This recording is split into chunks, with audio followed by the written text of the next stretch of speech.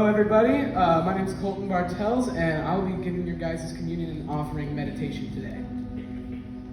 So today, as I stand up here, I bet you guys are all asking one question: why am I not wearing shoes? Well, I'll get to that later. But first off, I'm going to talk today about holy ground moments. There are many of these moments throughout the Bible: Moses in the burning bush, Joshua and the angel, and even the Pentecost.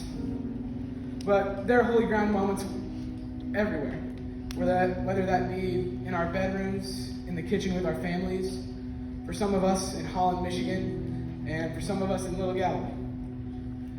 So I just want to start off by saying I went to Little Galilee a lot as a kid. So in 7th grade, on the last day of the camp that we were at, we were standing around a campfire, and they said anybody who would want to think about going into vocational ministry should stand up, and they'd pray for us. I prayed and prayed, and then I heard the Lord, and he said, "Go, Colt, go." So I went, and that was the first time I heard the Lord talk to me. Second time, like I said, was at Holland, Michigan. I want to precede this by saying I used to have very, very bad anxiety. It got so bad that one day I just walked out of school. It was all a blur to me now, but I got picked up by a cop 2.5 miles away from my school. So then we get to move that year, and I just was going through a lot of things. Then we were singing this song on one of the last days.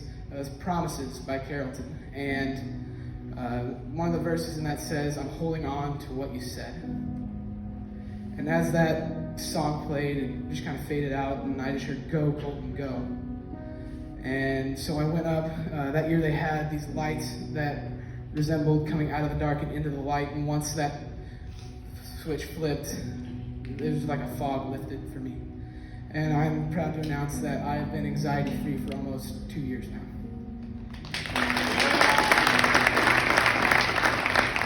And I consider those places holy.